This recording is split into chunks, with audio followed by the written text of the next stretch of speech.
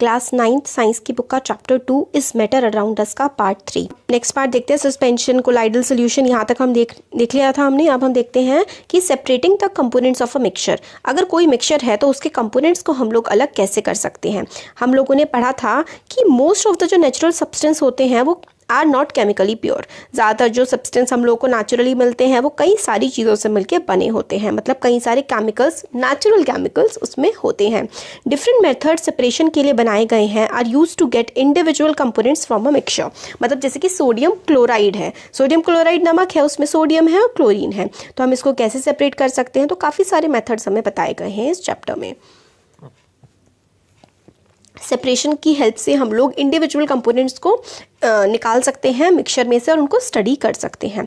Heterogeneous mixtures can be separated into their respective constituents by simple physical methods like hand picking, sieving, filtration that we use in our day to day life. तो जो heterogeneous mixtures होते हैं ना, मतलब जैसे कि जो अलग अलग दिखते हैं, जैसे कि दाल में आपने चावल बना दिया तो आप दाल और चावल को हाथ से भी या फिर छान करके या फिर सीविंग से फिल्टर करके आप लोग निकाल सकते हैं। बट कुछ ऐसे चीज़ें होती हैं जो इस तरीके से मिक्स होते हैं, जैसे कि मान लीजिए इंक मिक्स कर दिया आपने पानी में, आप कैसे निकालोगे उसको। तो और काफ़ी सारे मेथड होते हैं जो ये हैंड पिकिंग और सीविंग इनके अलावा, फिजिकल मेथड्स के अलावा केमिकल मेथड्स का भी इस्तेमाल करते हैं। अब देखिए how can we obtain component from ink. ठीक है, जैसे कि पानी में इंक मिला दी तो उसमें से आप कैसे अलग अलग करेंगे उसको। तो एक्टिविटी दे रखी है, आप एक बीकर में पानी लीजिए और put a watch glass on the mouth of the beaker. उसमें एक वॉच ग्लास लगा दीजिए, मतलब उसको देखते रहिए। ठीक है, उसमें कुछ ड्रॉप्स डाल दीजिए इंक की ऑन द वॉच ग्लास। जो आपने ग्लास है वॉच ग्लास सा लगाया हुआ है उसमें कुछ बूंदे इंक की डाल दीजिए। अब उसको बीकर को ना गर्म करना शुरू कर दीजिए और we do not want to heat the ink directly. हम लोग इंक को डायरेक्टली हीट नहीं करना चाहते हैं।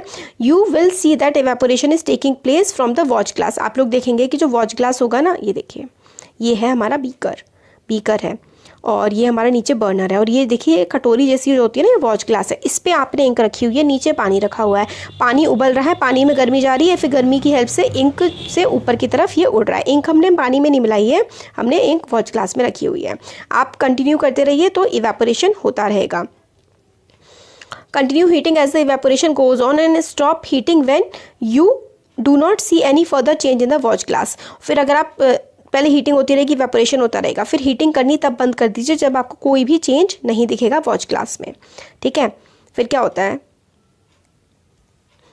हमें पता लगा है we find that the ink is a mixture of a dye in water.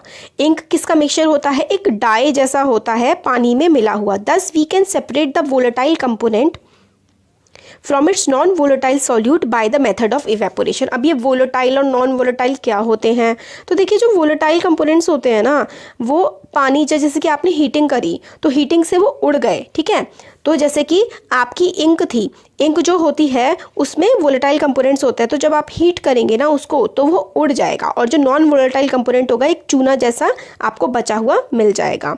तो वोलेटाइल कंपोनेंट्स जो होते हैं वो सॉल्वेंट होते हैं। सॉल्वेंट मतलब जिसमें वो कोई चीज़ घुली हुई होती है वो सॉल्वेंट होते हैं, और जो घोला जाता है वो सॉल्यूट होता है ना, हमने पढ़ा था पहले भी। तो नॉन वोलेटाइल सॉल्यूट रह जाएगा इस हीटिंग के प्रोसेस से। नॉन वोलेटाइल मतलब जो भाप बन के नहीं उड़ सकता है, वो बचा का बचा रह जाएगा। This is method of evaporation. तो मेथड ऑफ इवेपोरेशन से आप वोलेटाइल और नॉन वोलेटाइल कंपोनेंट्स को अलग कर सकते हैं। इवेपोरेशन के मेथड से आप क्या कर सकते हैं, वोलेटाइल और नॉन वोलेटाइल कंपोनेंट्स को अलग अलग कर सकते हैं। अब how can we separate cream from milk. अब मिल्क में से आप क्रीम कैसे निकालेंगे, है ना, जो क्रीम होता है ना मलाई, वो कैसे निकालेंगे। Nowadays of we get full cream, toned and double toned varieties of milk packed in. ठीक है, हम लोग को फुल क्रीम होता है जिसमें क्रीम होता है, टोन्ड जिसमें क्रीम निकाला जाता है, 2 बार क्रीम निकाला जाता है, कई वेराइटीज़ ऑफ हमें मिल्क मिलती है। अब हम कैसे निकालते हैं, एक्टिविटी से हम देखते हैं। फुल क्रीम आपको लेना है, बिल्कुल गाय का या भैंस का बिल्कुल शुद्ध दूध लेना है एक टेस्ट ट्यूब में। फिर centrifuge it by using a centrifuging machine for 2 minutes. तो देखिए ये सेंट्रीफ्यूजिंग मशीन ऐसी होती है, 1 मिनट, सेंट्रीफ्यूजिंग मशीन गिवन नहीं है इसमें, sorry.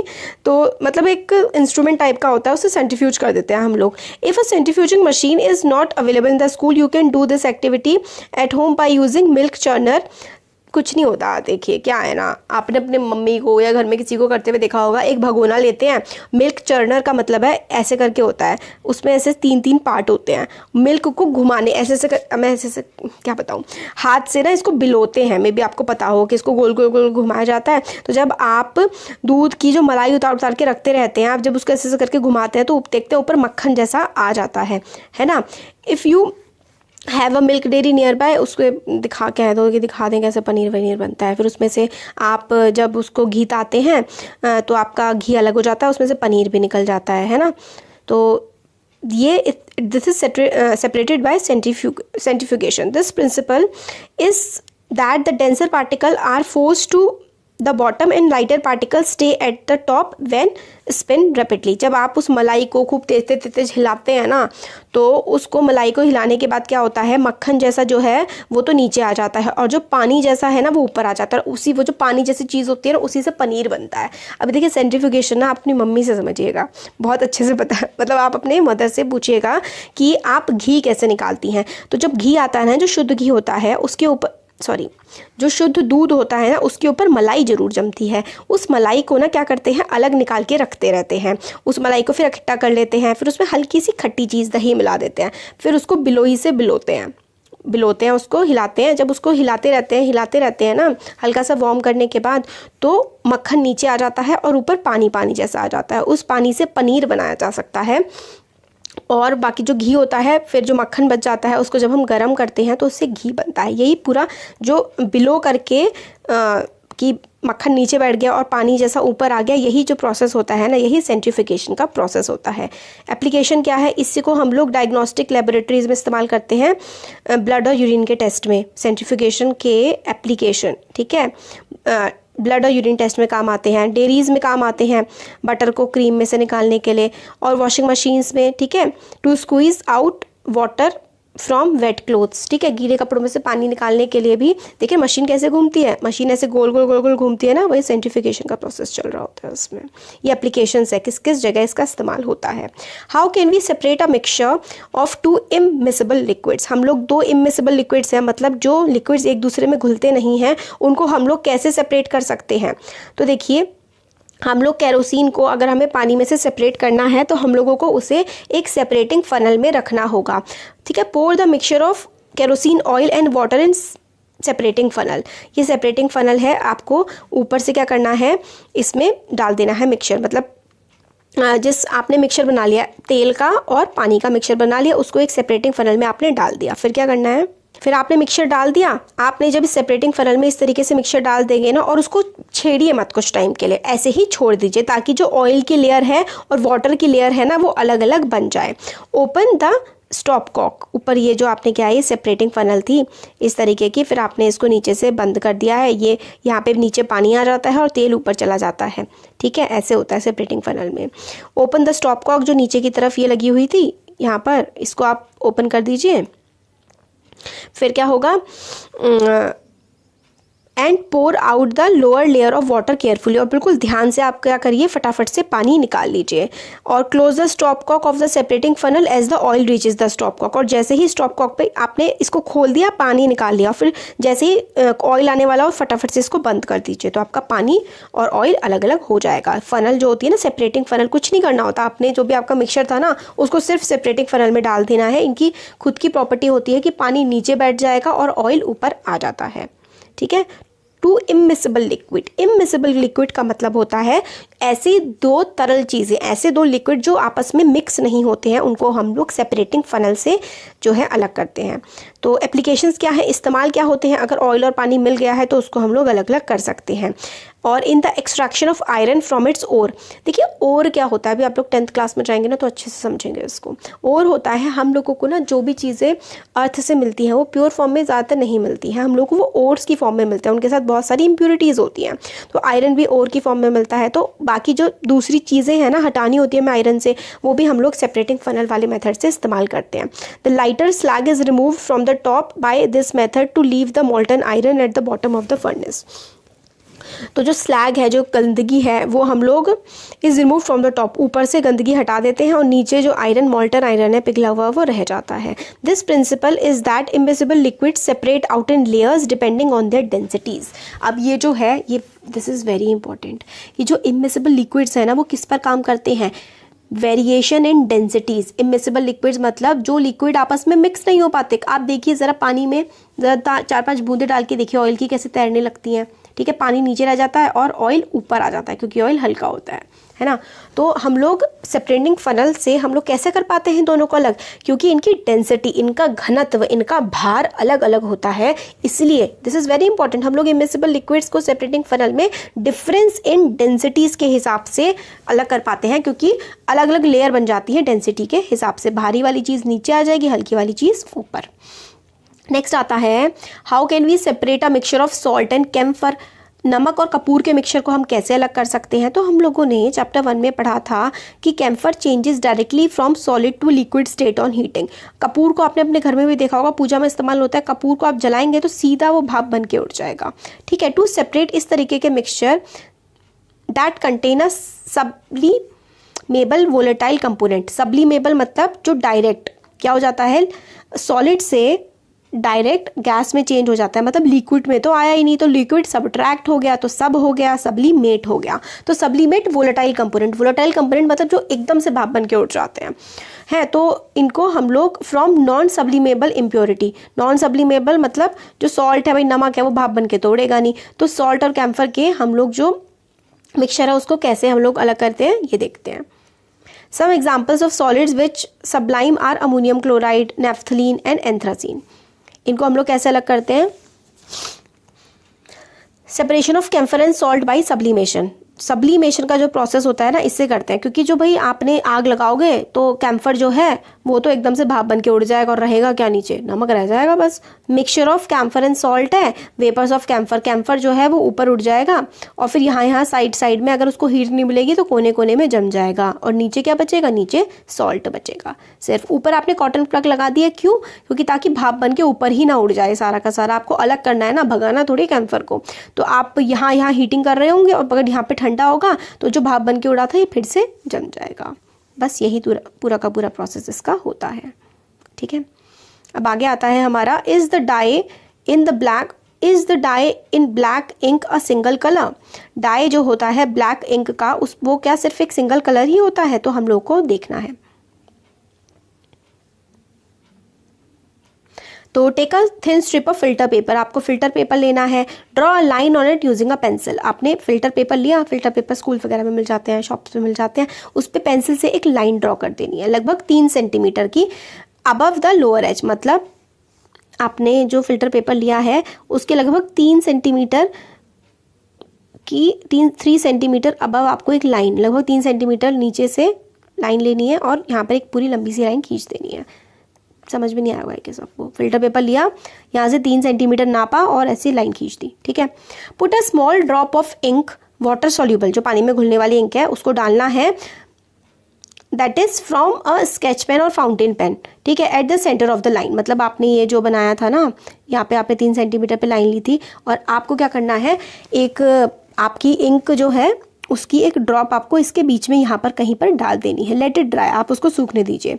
Lower the filter paper in the jar, beaker, test tube जो भी है, containing water, so that the drop of ink on the paper is just above the water level. फिर आपको इसको ना एक पानी के उसमें डालना है, मतलब एक जार जिसमें पानी हो वहाँ पर डालना है और बिल्कुल इतने तक डुबा देना है, मतलब यहाँ तक डुबा दीजिए। आप इस तरीके से जार को रखिए कि यहाँ तक पानी आ जाए, जस्ट अबव, मतलब इंक जो है ना उस तक पानी ना पहुंचे, सिर्फ इससे नीचे तक, ठीक है। और उसको ऐसे ही छोड़ दीजिए। Watch carefully as the water rises up on the filter paper, record your observation. फिर आप देखेंगे जैसे जैसे फिल्टर पेपर पे ऊपर पानी पहुंचता जाएगा तो क्या होगा।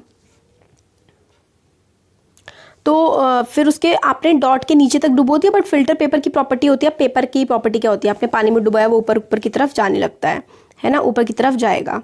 तो separation of dyes in black ink using chromatography. तो ये separation of dyes in black ink using chromatography, तो क्रोमेटोग्राफी के प्रोसेस से जो है क्या होता है कि ये अलग अलग हो जाते हैं। अब इसका यहाँ पे देखिए, the ink that we use has water as the solvent and the dye is soluble in it. तो इंक जो हमने इस्तेमाल करी थी ना, उसमें पानी का सॉल्वेंट लिया गया था, पानी में घोली गई थी इंक को, और जो डाई है ना, डाई जिसका जो उसका कलर होता है वो पानी में घुल जाता है। As the water rises on the filter paper, तो फिल्टर पेपर पे जैसे जैसे पानी ऊपर की तरफ बढ़ता जाता है ना, it takes along with it the dye particle. तो जो डाई वाला पार्टिकल होता है ना इस इंक में, जो हमने पानी बढ़ता गया तो डाई इसके साथ, पानी के साथ साथ ऊपर चला जाता रहता है। It takes along with the dye particles, ठीक है। यूजुअली ये डाई इज मिक्सचर ऑफ 2 और मोर कलर्स। डाई कभी भी एक कलर का नहीं होता है, ज्यादातर वो 2 या 2 से ज्यादा कलर का ही होता है। Coloured component that is more soluble in water rises faster and this way the colours get separated. अब हमें पता है कि डाई 2 या 2 से ज़्यादा कलर्स का बना होता है, तो जो कलर वाटर, और कलर ना वाटर में कलर्स की प्रॉपर्टी होती है कि हर कलर वाटर में बराबर सॉल्युबल नहीं होगा, कोई कलर ज़्यादा सॉल्युबल होगा तो कोई कलर कम सॉल्युबल होगा। तो कलर की इसी प्रॉपर्टी से जो कम सॉल्युबल होगा वो फटाफट से क्या हो जाएगा, the colour component more soluble in water, वो ऊपर फटाफट से पहुंच जाएगा, और जो कम सोल्यूबल होगा वो धीरे धीरे पहुंचेगा। और इस हेल्प से हम लोग 2 जो है कलर्स को अलग अलग कर लेंगे। इस तरीके से हमारा हो जाता है। तो this process of separation of components, ठीक है, अलग अलग कलर्स को हमने सेपरेट किया तो हम इसे क्रोमैटोग्राफी कहते हैं। क्रोमा का मतलब कलर होता है, और ये टेक्निक जो है कलर्स को अलग करने के लिए काम में आती है। Chromatography is the technique used for separation of those solutes that dissolve in the same solvent. मतलब अगर 2 अलग अलग टाइप के सॉल्यूट्स हैं, सॉल्यूट क्या होता है, जो चीज़ें घोली जाती हैं, सॉल्वेंट जिसमें घोली जाती है। अब आपका कोई सॉल्वेंट था, उसमें 2 अलग अलग सॉल्यूट घुल गए, बट आपको अब अलग करना है, तो क्रोमैटोग्राफी का इस्तेमाल करते हैं। टेक्नोलॉजी के एडवांसमेंट से नई नई टेक्नोलॉजीज क्रोमैटोग्राफी की डेवलप हो चुकी हैं, बहुत सारी चीज़ों में इस्तेमाल होता है। किस किस जगह हमें बता रखा है, कलर्स इन अ डाई, जो डाई के कलर्स होते हैं उन दोनों को कलर को अलग करना है, तो वही आपने पेपर लिया, लाइन बना दी, उस पर आपने इंक लगा दी, फिर उसके बाद आपको इसको पानी में यहाँ तक डुबोना है, सिर्फ यहाँ तक। फिर पानी जैसे जैसे ऊपर से चढ़ता जाएगा तो जो कलर है उसकी प्रॉपर्टी होती है, एक डाई में 2 से ज़्यादा कलर होते हैं, और कलर की प्रॉपर्टी होती है कि कोई कलर पानी में जल्दी घुल जाता है, कोई कलर लेट घुलता है। तो जो जल्दी घुल जाएगा वो ऊपर आ जाएगा, कम घुलने वाला नीचे आ जाएगा, और ऐसे कलर सेपरेट हो जाएंगे। और क्या एप्लीकेशन है, pigments from natural colours. Natural colours जो होते हैं ना, उसमें भी कई सारे कलर्स होते हैं, तो अलग अलग कलर सेपरेट कर देते हैं। और ड्रग्स फ्रॉम ब्लड, ब्लड में से ड्रग्स को अलग करने के लिए भी क्रोमैटोग्राफी का इस्तेमाल किया जाता है। बहुत इंपॉर्टेंट है, याद रखिएगा। अब आता है how can we separate a mixture of 2 miscible liquids. अब 2 ऐसे लिक्विड जो आपस में घुल जाते हैं उनको हम कैसे अलग कर सकते हैं। तो 2 एक साथ घुलने वाले मिक्सचर्स को हम लोग अलग करने के लिए क्या करना पड़ेगा, तो हम लोग करते हैं एसीटोन और वाटर। एसीटोन और वाटर एक दूसरे में आपस में अच्छे से मिल जाते हैं, उनको हम कैसे अलग करेंगे, तो हम लोग एक डिस्टिलेशन का प्रोसेस होता है, इससे इसको अलग किया जाता है। डिस्टिलेशन, हम लोग डिस्टिलेशन फ्लास्क ले लेंगे, ये देखिए ऐसा होता है ये डिस्टिलेशन का प्रोसेस, ठीक है। तो ये जो है डिस्टिलेशन फ्लास्क, इसमें हम दोनों लिक्विड्स को ले लेंगे, पानी को भी और वाटर को भी, ठीक है, सॉरी पानी को और एसीटोन को, पानी और एसीटोन का हमने इसमें ले लिया है। फिर हम क्या करेंगे, अरेंज द अपरेटस, और इसमें हम लोग क्या करेंगे, एक थर्मोमीटर भी लगा देंगे। ये देखिए हमने यहाँ पे लिया हुआ है, नीचे से हीटिंग कर रहे हैं और ऊपर हमने थर्मोमीटर लगा दिया है। फिर mixture of acetone and water है, फिर ये इस तरीके से, आप आगे देखते हैं फिर बताते हैं। तो अपरेटस हमने इस तरीके से लगा दिया है, जैसे ये है। Heat the mixture slowly keeping a close watch at the thermometer, हमें धीरे धीरे मिक्सचर को गर्म करना है और थर्मोमीटर पे बहुत ज़्यादा ध्यान देना है। एसीटोन वेपराइजेस, एसीटोन जो है वो वेपर बन के उड़ने लगता है। Condenses in the condenser and can be collected from the condenser outlet, तो जो ये है ये वेपराइज होगा, भाप बन के उड़ेगा। और ये देखिए ये जो है ना ये कंडेंसर है, जैसे कि जैसे ही भाप बन के उड़ा तो यहाँ से तो हमने बंद कर रखा है इसको, अब ये जाएगा यहाँ। तो एसीटोन पानी से जल्दी भाप बन के उड़ जाता है, तो फिर जैसे ही ये भाप बन के उड़ेगा फिर यहाँ पे ठंडा हो जाएगा, ठंडा होके फिर क्या हो जाएगा, कंडेंस ही हो जाएगा, और फिर क्या होगा, ये एसीटोन की बूंदें नीचे हमें गिर जाएंगी। Can be collected at condenser outlet, water is left behind in the distillation flask, जो कि क्योंकि क्या है ना, दोनों के अलग अलग टेम्परेचर पे ये दोनों हीट होते हैं। एसीटोन मिसेबल लिक्विड सोचा है, मिक्स हो जाए, मगर टेम्परेचर पे तो अलग अलग हीट होंगे ना, तो एसीटोन बहुत जल्दी हीट हो जाता है। तो फटाफट जैसे वो हीट होगा हम लोग उसको यहाँ पर इधर से जाएगा, उसको ठंडा करेंगे तो वो फिर से लिक्विड बन जाएगा, और पानी इधर आ जाएगा और एसीटोन इधर आ जाएगा। क्यों, ठंडा करने पर गैस लिक्विड बन जाती है, तो एसीटोन की गैस बनी, ठंडा करा, लिक्विड बन गई, तो ये यहाँ पे एसीटोन आ गया और यहाँ पर आ गया वाटर। तो ये जो प्रोसेस है, इस प्रोसेस को हम लोग कहते हैं डिस्टिलेशन का प्रोसेस। ठीक है, तो this method is called distillation. ये जो मेथड होता है ना, दो मिसिबल, दो घुलने वाले लिक्विड्स को अलग करने का जो प्रोसेस होता है, उस प्रोसेस को हम डिस्टिलेशन कहते हैं। It is used for the separation of components of a mixture containing two miscible liquids that boil without decomposition and have sufficient difference in their boiling point. तो डिस्टिलेशन का जो प्रोसेस है, दो miscible liquids को अलग करने के काम आता है, मगर उन दो मिसिबल लिक्विड्स का बॉइलिंग पॉइंट थोड़ा दूर होना चाहिए, ताकि जब हीट करें तो एक पहले उड़ जाए और फिर हम ठंडा कर लें, लिक्विड ले लें। तो दोनों के बॉइलिंग पॉइंट में डिफरेंस होना चाहिए। Up to separate mixture of two or more miscible liquids for which the difference in the boiling point is less than 25 kelvin, fractional distillation process का इस्तेमाल होता है। तो हमने दो को तो हम लोग नॉर्मल डिस्टिलेशन से कर लेते हैं, बट दो से ज़्यादा जिनके टेम्परेचर का डिफरेंस 21 केल्विन से कम होता है, उसके लिए ये याद रखिए 21 केल्विन से कम होना चाहिए टेम्परेचर का डिफरेंस, और दो या दो से ज़्यादा मिक्सचर होने चाहिए। उसको हम लोग फ्रैक्शनल डिस्टिलेशन के प्रोसेस से अलग करते हैं। 25 केल्विन से कम होना चाहिए उनका डिफरेंस, तो फ्रैक्शनल डिस्टिलेशन का इस्तेमाल करेंगे। एग्जाम्पल के लिए separation of gases from air, air से हवा की गैसेस को अलग करना, ठीक है, और different fractions of petroleum products, जो आपके पेट्रोलियम ना, क्रूड पेट्रोलियम होता है, जो आपकी गैस हो गई, पेट्रोल, डीजल, वैक्स वगैरह सारे पेट्रोल के प्रोडक्ट्स होते हैं, फ्रैक्शनल डिस्टिलेशन के प्रोसेस से उनको अलग किया जाता है। The apparatus is similar to that for simple distillation, simple distillation जैसा ही होता है, except that the fractionating column is fitted in between the distillation flask and the condenser.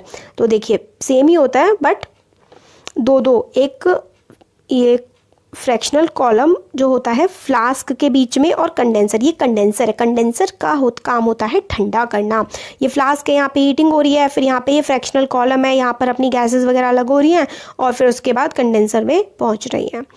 तो इस तरीके से होता है। A simple fractional column is a tube packed with glass beads, ठीक है, ग्लास की बीड्स होती हैं इसमें, ठीक है। The beads provide surface for the vapours to cool and condense rapidly. ये ग्लास की बीड्स क्यों डालते हैं? क्योंकि जो वेपर्स हैं वो थोड़े सा आराम करें और यहाँ पर ठंडी हो जाएं, इसलिए ये बीड्स डाली जाती हैं। फिर उसके बाद उनको यहाँ पहुँचा दिया जाता है वेपर्स को, फिर वो ठंडी हो जाती है, ठंडी होकर उनको अलग कर सकते हैं हम लोग। तो ये फ्रैक्शनल डिस्टिलेशन होता है। इसमें हम लोग की अलग चीज़ क्या है, इसमें हम लोग ग्लास बीड्स का इस्तेमाल करते हैं। पहले हमारे पास क्या था, पहले डिस्टिलेशन फ्लास्क से सीधा कंडेंसर में जा रहा था। फ्रैक्शनल डिस्टिलेशन में हम लोग का फ्रैक्शनल कॉलम लग जाता है, जिसमें जिसमें बीड्स भी होती हैं ग्लास की, उसमें थोड़ा टाइम मिल जाता है और ठंडा हो जाता है, फिर उसके बाद कंडेंसर में भेजते हैं और फिर अपने हमें प्योर लिक्विड मिल जाता है। तो यही है। अब ये वाला जो है ना, how can we obtain different gases from air, fractional distillation है, ये अब हम नेक्स्ट वीडियो में देखेंगे। और नेक्स्ट वीडियो में वो फुली चैप्टर देखिए, ये बचा है, फ्रैक्शनल डिस्टिलेशन का प्रोसेस है, फिर प्योर कॉपर को इम्प्योर में से कैसे अलग करना है, ये है वाटर प्यूरिफिकेशन कैसे होता है, फिर फिजिकल एंड केमिकल चेंजेस है। तो ये तो अब ज़्यादा पार्ट बचा नहीं है इसमें, अब नेक्स्ट वीडियो में कवर हो जाएगा। कैसा लगा वीडियो ज़रूर बताइए, अच्छा लगा तो लाइक करिए, सब्सक्राइब करिए चैनल को।